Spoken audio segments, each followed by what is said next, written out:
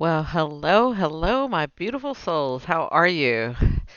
Are you guys excited and ready? Thank you so much for watching this video. Thank you for listening all the way through. We are going to be doing chapter 41 through 45 today, so we're almost at the end because there's 48 chapters.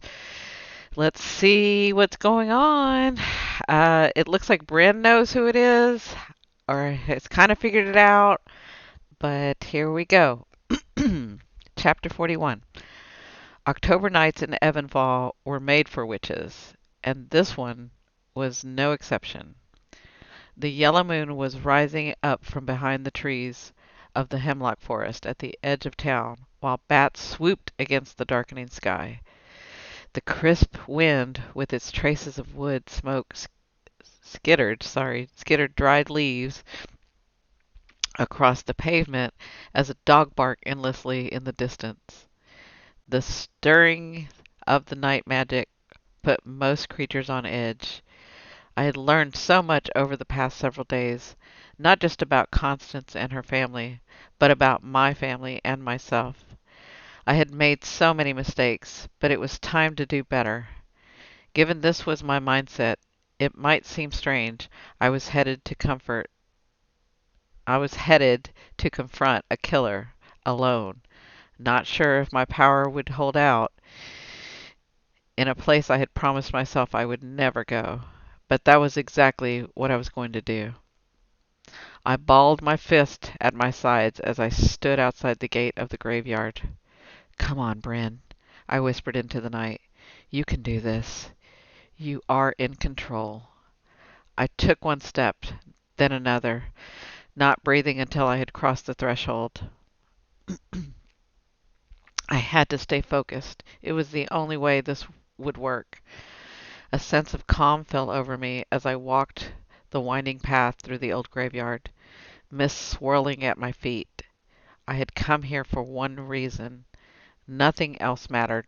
Not the small critters rustling in the bush by my side, not the insects chirping all around me, not the tree branches softly groaning and creaking overhead. No, the only thing that mattered was the woman standing in the distance by the stone slab with the yellow rose bush clinging to its side. It was the last grave in the row, at the furthest most end of the cemetery. She didn't look over at me when I passed the worn headstone of her parents' grave. Rupert John Graves, Catherine Elizabeth Graves. She still didn't face me when I passed the freshly dug grave beside theirs with the tarp over the top of it. The headstone wasn't up yet, but I knew it would bear Constance's name. She didn't look at me even when I came to stand by her side. We stood together looking at the last headstone. Grant Coleman. "You've figured everything out, haven't you?" she asked, eyes still on the grave before her. "Not everything, but enough." "I'm not surprised. You're a worn woman. In my experience, there isn't much you can't do." I didn't answer. "I always thought I would be laid to rest here," Mary Coleman said, meeting my eye. But she couldn't even but she couldn't even let me have that. "We're a lot alike, you and me." I held Mary's gaze, but said nothing. "It's hard to be all alone with our kind of pain." She looked back at the headstone. "Others try to understand, but they can't. Not unless they've been through it." She walked over to touch the top of her husband's grave. "I know, I keep saying it, but he was a wonderful man. A good man. I can tell your Adam was good too." I swallowed hard. I couldn't let my emotions get the better of me. That's what other people can't understand. When you have love like that, it never lets you go. There is no moving on. Others want you to be whole again. But it's not that simple. She shook her head. Constance never knew that kind of love. If she had, she never would have done what she did. I stepped towards the Graves family plot and looked down at the area closest to Grant Coleman's grave. "This was where you wanted to be buried, wasn't it?" Grant and I thought we were so lucky when we were able to buy this plot. How perfect. I could be both with my family and with him. I never imagined she would take that away from me. I didn't answer. Constance was the only mother I had ever known. Let me ask you, how do you raise a child and then treat them the way she treated me? I shook my head. She looked away. It was that damned will. My father hurt us all so much in life, and then that. She wrapped her arms across her chest. That's where it all started. I was under so much pressure back then. Pressure from your first husband? He was a monster. When he found out I wasn't getting place, our piece of the family pie, I was afraid for my life, my daughter's life. She stepped even closer to the second husband's grave. I just couldn't understand why Constance would do that to me. My father was one thing, but she had all the power after he died. She could have split the estate. Everything could have been different. I thought back to the letter Rip Sr. had written. This was all such a mess. Did she ever try to explain? We didn't give her much chance. Beatty Barnes made sure we all had copies of the will as soon as our father had died. I remember thinking he was behaving strangely when he came to the door. He looked sick with guilt. It didn't take long to figure out why. He knew what was in the will. All he said was that he was sorry for our loss and that we should speak to Constance right away. So that's what the three of us did. We were furious when we headed over to confront her, even John, although that didn't last long. Rip attacked Constance, didn't he? He was vicious. He accused her of having planned it for years, for taking care of our father, just so she could whisper poison in his ear. He said she was the one who had pushed him to change his will, and then he what? I knew what she would say, given that Ben had told me, but I wanted to hear it from her. He accused Constance of hurrying our father's death along. You mean he accused her of murder?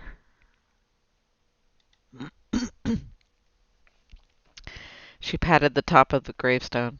He never said those words. I think he even had deep shame down, some shame deep down, but that was the implication. She curled her finger into a fist. I'll never forget the look on her face. Despite everything Constance had done since, I couldn't help but feel for her. It must have been a terrible moment. When Rip was through, she asked John and me if I felt the same way. If we felt the same way. What did you say? John didn't say anything. He walked out. He was never good at expressing himself, especially when he was upset. But me, all I could think about was that Carl was going to do to me what Carl was going to do to me when I got home. She looked up at the tree. So I said I agreed with Rip. I forced myself to take a breath. My hand trembled with the effort of staying in control, but I had to hang on until she told me everything. I don't know what we were thinking. Maybe that we'd shame her into splitting up the estate. All it did, though, was burden her heart. Sorry, all it did, though, was harden her heart in a way I never thought possible. She met my eyes again. I know you think I'm a monster, but I never gave up on trying to make things right with her. Her face twitched. Ask me how many apology letters I've written. I didn't say anything. Hundreds, she spat. Year after year I wrote her letters, they always came back unopened, and every time I got one of those letters back in the mail, it was like Constance was there telling me over and over again, "You're still a bad person, Mary. Bad, bad, bad." Suddenly I knew I was seeing the creature who had been capable of ending her sister's life. And I've had to live with that voice for years. It was better with Grant, but then he died. That voice got so much louder. Her body shuddered, forcing her to grab the headstone for support. And then I found out about the family plot. Connie's last revenge. She stared at me with an uncomfortable intensity. I think you know what happened after that. I held her gaze, though every part of me wanted to look away. The night Constance died, you went to the bookstore. Theo said you were upset. You had tried to cancel, but she convinced you to come by. Liz came too, but she didn't stay long. Mary nodded. She was worried about me. I had just found out about the addendum. Liz had known about the plot since Grant died. She had handled the arrangement. She didn't want to upset me with it, but I found a copy of the paperwork at her house. She thought maybe there was some legal recourse, but I knew my sister. She'd have everything in order. I was so upset. I thought going to Theo's might calm me down, but it didn't. So you left the bookstore. Theo said you left around 10, giving you an alibi. But her timing had been off by at least an hour. The grandfather clock in the store had stopped. You then headed for the graveyard to clean up the site the way you normally did. Mary looked at me questioningly. There was a yellow rose petal in Constance's room at the B&B. We don't grow them. She nodded. Then you left to go home. But on the way, you spotted Constance in the window of the B&B. It's a small town.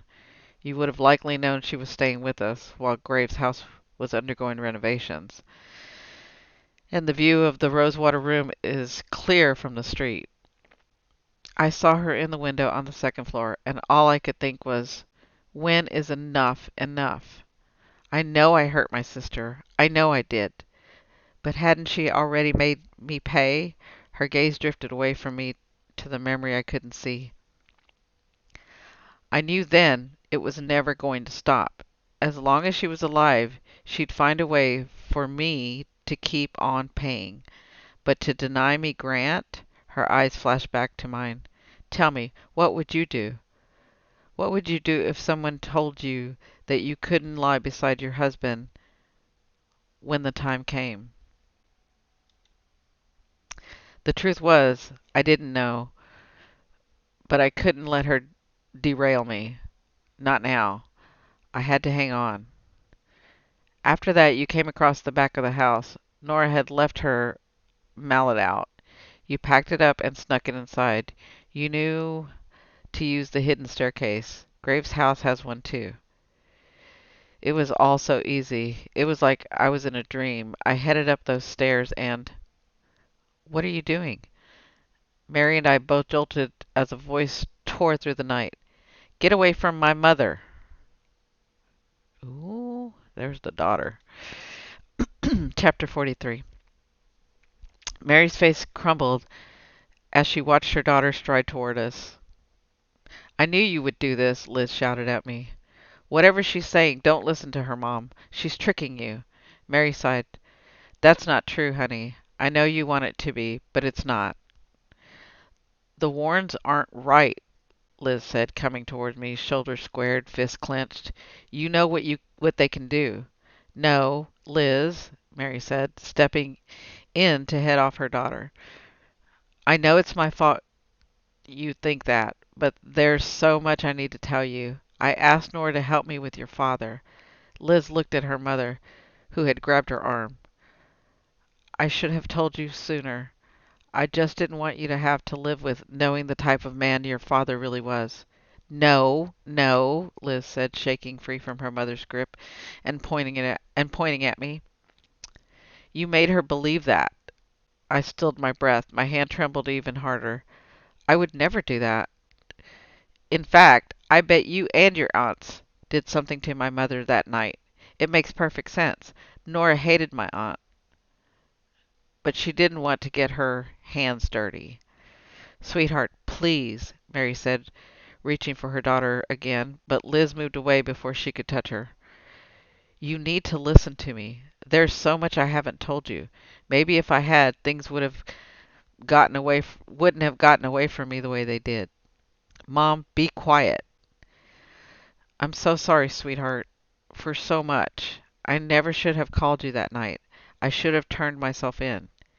You still can, I said. It will help if you do. Shut up, Liz shouted, angry tears flashing from her eyes. I didn't flinch. It's over. I already know you came to help your mother, at the B&B that night. The edge of your nightgown is on Mr. Henderson's security footage. She was waiting for you behind the house, wasn't she? It wouldn't have been hard. We all thought Constance's death was an accident. No one was looking for her. She called you and you came. I also know you broke into the records building trying to get what you probably thought was the only copy of the addendum to the family's burial plot. But it's not. I would have gone on with my explanation, but a new voice shattered the quiet around us, a man's voice. I found this in the caretaker's shed. The words were the words were said lightly, but they held an undercurrent of menace I couldn't ignore. So let's quit with the confessing and put an end to this once and for all. I had been wondering when Rip would show up. He lumbered towards us, shovel in hand. I knew I should have been intimidated, scared, but I was far more afraid of not getting every last detail out of these three. I knew what could happen when I didn't have all the information. I pressed on. I also know it was Rip who brought the murder weapon back to the B&B, I said, meeting his eye, and planted it in the greenhouse. Rip frowned at me. You have any proof of this? I did.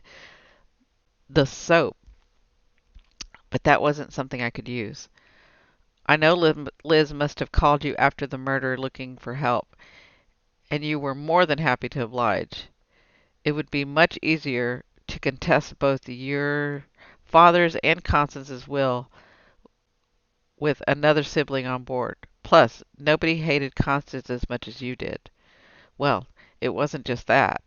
I also have a soft spot for Mary, he said, tilting his head towards his sister. Poor kid was the only one my dad hated more than me. You initially hoped you could pin the murder on your brother. You had Constance's letter as motive. He chuckled. I wondered who Maureen had given it to. Constance confessed to John what she did to him in that letter, didn't she? The words spilled out of me. I knew time was running out. He never went to veterinary school. He never got his farm. He shook his head. It would have been a great motive, and it would have gotten John out of the way of my upcoming lawsuits. Too bad his alibi was so strong. Who knew my little brother was still had friends?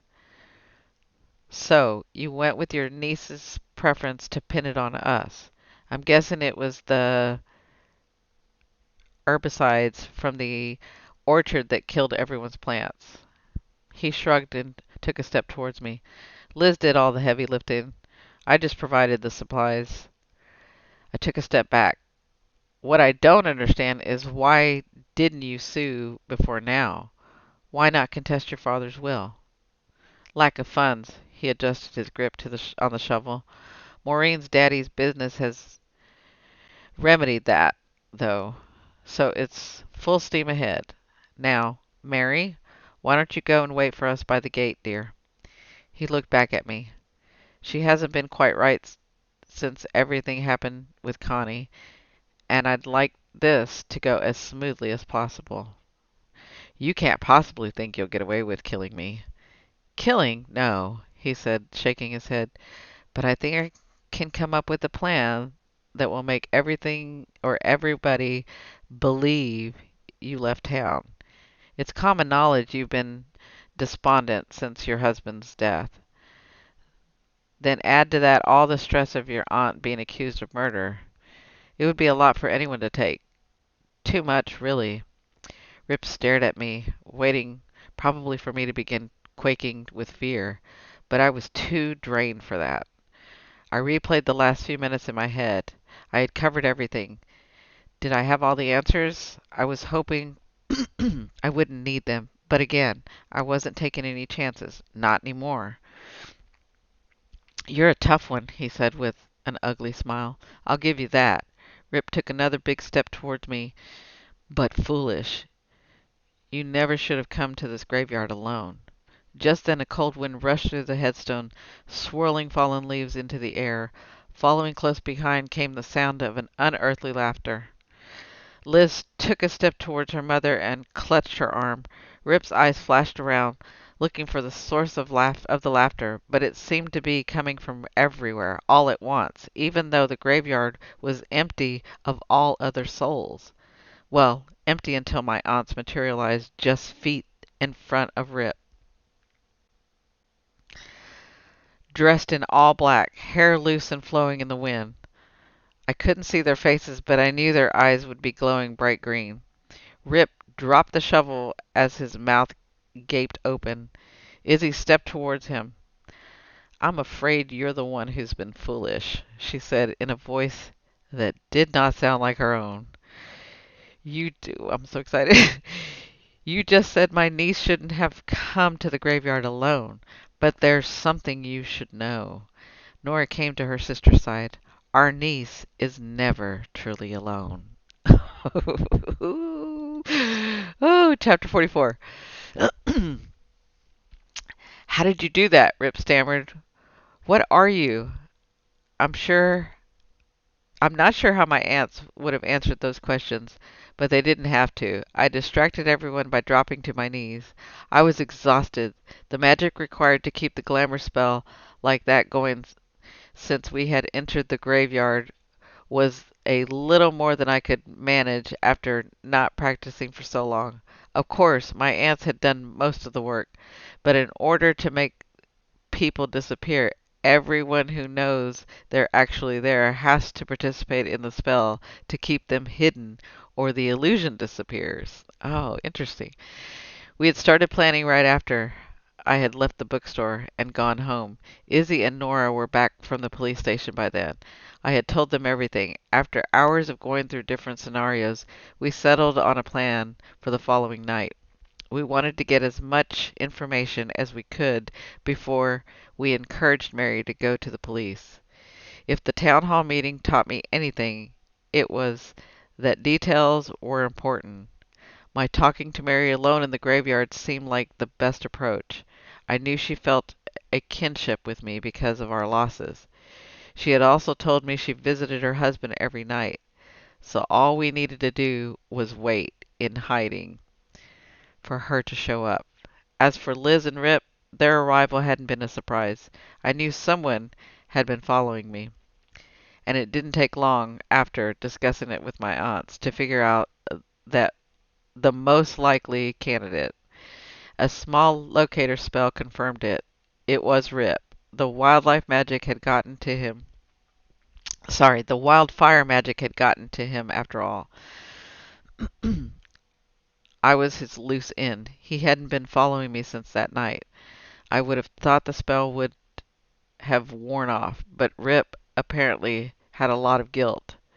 I could only assume it had taken him so long to confront me in the graveyard because he had called Liz and was waiting for her to show up. That, and it had probably taken him some time to find a shovel.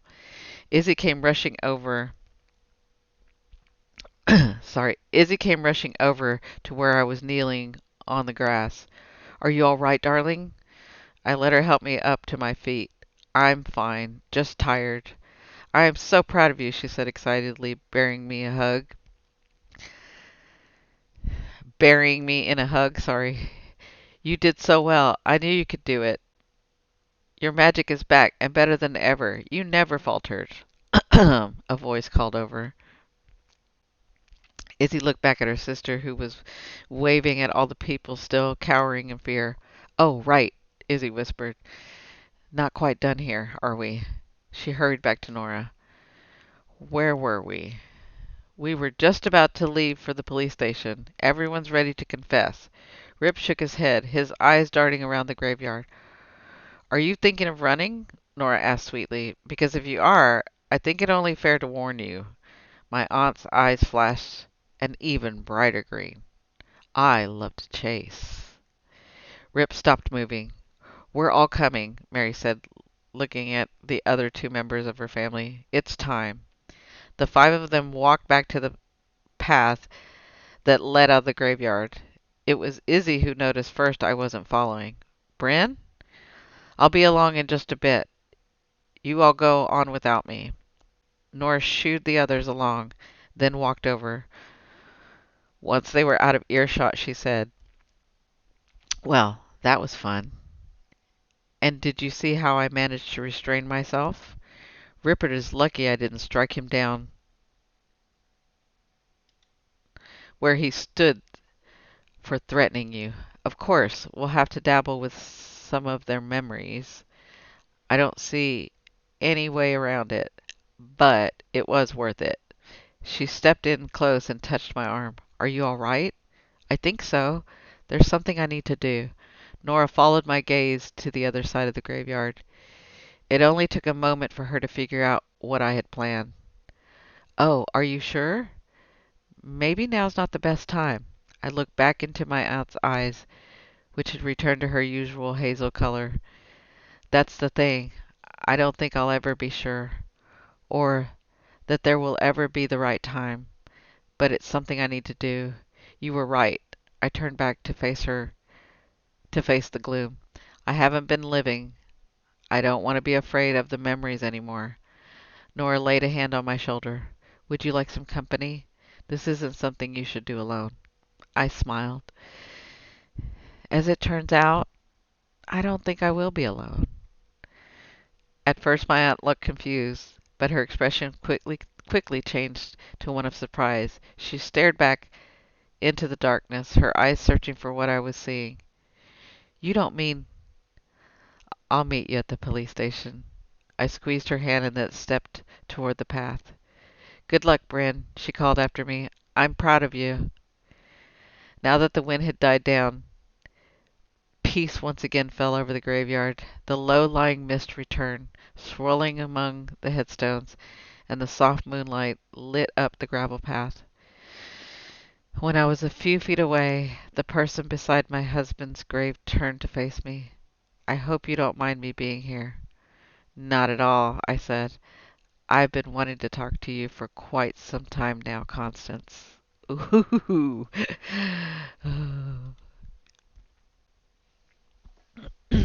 45, chapter 45. You picked a lovely spot. I couldn't help but agree as my eyes trailed over the burial plot belonging to my husband. I wasn't sure what I had been expecting to feel when I saw the headstone for the first time, but all I felt was calm. It had been done right. My aunts had made sure of that. It was a lovely stone, and it had been beautifully carved. The plot, too, was well cared for. Someone had placed small chrysanthemum plants at the foot of the stone. When Constance saw where I was looking, she said, Mary put those there. I watched her do it. I nodded. A long moment passed before Constance finally said, So, my sister confessed. I looked back at the spirit before me, her face lovely with its iridescent glow. She is on her way to the police now. It's the right thing to do, I suppose, but, you know, she's not the only one who is responsible. Liz and Rip are going too. I don't mean either of them, she said, frowning. I mean me. Any further words died on my tongue. I pushed that girl, my girl, into madness, didn't I? She looked at me and then shook her head.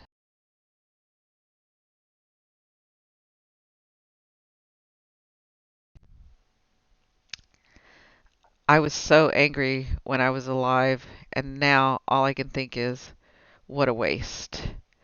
Why didn't you forgive her?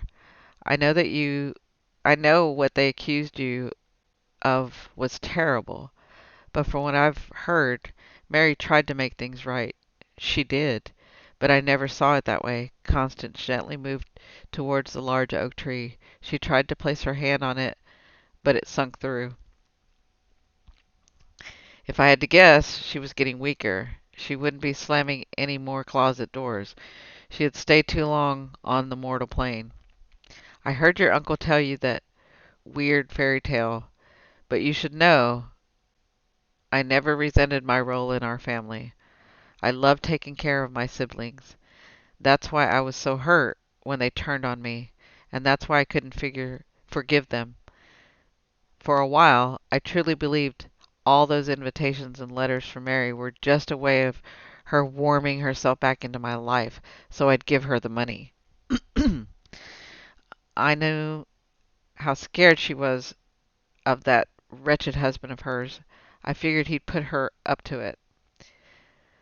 But when Carl left and she fell in love with her new husband, Constance stopped herself short and grimaced. I believe she was trying to rub her happiness in my face. Her loving husband, her perfect little family. I couldn't see anything but spite. It just got worse over the years. She looked off in the distance, her body shining in the moonlight. After a while, I knew she wasn't trying to make me feel bad, but it wasn't the money she wanted. No, she wanted my forgiveness. She couldn't live with what she had done. But I was so bitter by that point, the thought gave me no pleasure. I'm sorry, the thought gave me pleasure. You see, I could keep the house from Rip, I could keep the farm from John, and I could keep my forgiveness from Mary. It was perfect. She looked back at me, and it made me a monster. But you tried to make things right with John. A heartbreaking smile came over her face. Johnny, he was such a sweet boy. He would have been a wonderful veterinarian. I did try to make things right with him. I knew when the three of them came to the house that day his heart wasn't in it. But later on, when he didn't answer my letters, I didn't know what to think. You know, now he never got it, right? Yes, I do, she squinted. All things considered, I think Rip needs to go to jail for a good long time. You won't be able to prove he that mallet, planted that mallet, but tell that wife of his that the evidence she's looking for is in his shoebox up in the rafters of their garage. Her instincts were right. He is embezzling money from her father's business. She just needs to prove it so she can get her divorce. And before you say it, I know I should have given my siblings our father's letter. Everything might have been different. Even Rip might have been different. That son of a... I'll make sure Maureen knows. Constance blinked at me as though she had forgotten momentarily I was there. And I want you to know, despite what Mary thinks, I did not draw up that addendum to the burial plot to hurt her. I blinked. What? I am a monster, but even I'm not that bad. Then why did you do it? To get at Rip. I happened this one time after sorry. It happened this one time after he had come over to bully me into giving him the house yet again. I, of course, turned him away, and he was leaving, and as he was leaving, he said something to the effect of, "You know, Connie, no one will remember you when you're dead." And the idea just came to me. I'd kick them all out of the family plot. Then they'd remember me. She crackled at the memory before regaining her composure. But it wasn't right. I couldn't help but smile a little. The joke's on me, though, isn't it? I wasn't even thinking about Mary. I didn't know she bought the plot beside ours for Grant. I knew how much she loved him. I've done terrible things to my family, held terrible grudges, but I wouldn't have gone that far. At least I'd like to think I wouldn't have gone that far. If only I could do it all over again. Constance suddenly looked at me quite intently. Don't you go making the same mistakes as me. I frowned in question. You know what I'm talking about. I've been watching you. You're stuck living in pain. Do you think it's a coincidence you can finally see me the night you decide to visit your husband's grave? She wagged a glowing finger in the air. Now, this isn't my place, but I know firsthand you can spend your entire life living in the past, and that is no life at all. And from what I've heard, your husband wouldn't want that. The words seemed innocent enough, but there was something in Constance's expression that made my heart skip. What do you mean? From what you've heard? You know as well as I do, spirits can't stay here for long, but we usually stick around long enough to meet up with another ghost or two, and we talk. Constance, what are you saying? She held up her hand. I'll admit I was eavesdropping on that fight you had with your aunts. I heard it was I heard what it was you wanted, so I asked around a little. She looked over to the grave, and, in answer to your question, yes, I do have a message for you from Adam. Ooh, the world, the world tilted beneath my feet. How is that possible? He died so long ago. She gave me a knowing look. Brynn, you have helped so many people in this town, done good for so many families. Do you think the ghost would let you down? Each person who has passed in Evanfall since Adam died has hung on to this message until it could be delivered to you. And, as it turns out, I get to be the lucky one to do it. Oh, honey, don't cry.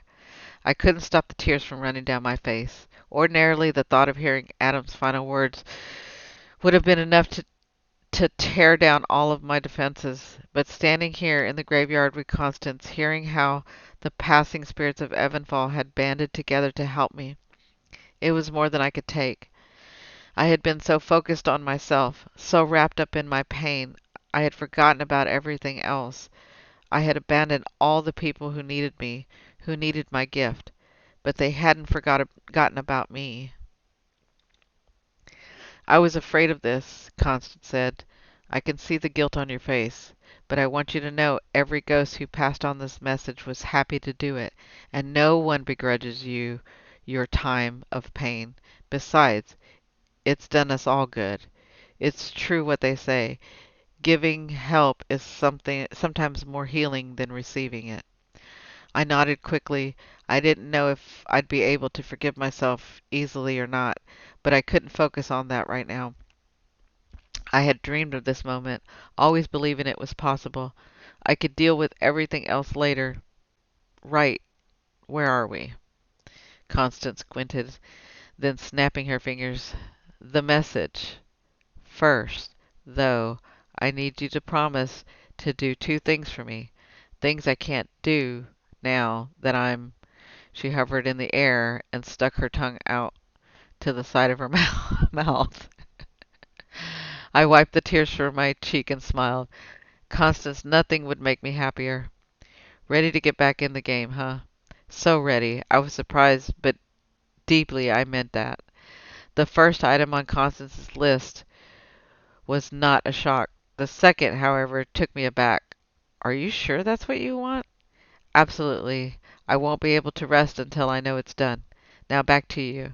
I can feel the light pulling at me, so we'd better get to it. Suddenly all the insects in the graveyard stopped chirping. Constance looked around before her eyes settled back on me. Did you do that? I looked around too. Oh, I guess I did. It will only last a second. I just don't want to miss a word. She frowned. You Warren women are a little creepy, you know that? I nodded. Right. First, I'm sure you won't be surprised to hear your husband wanted you to know that he loves you. Always. I smiled. The movement sent fresh tears spilling down my cheek. But he also had a request. Now, I'm not quite sure what it means, but hopefully it will make sense to you. And we're going to end there. Chapter 46 tomorrow. Thank you so much for watching. Please be sure to like, share, and subscribe. See you tomorrow. Bye.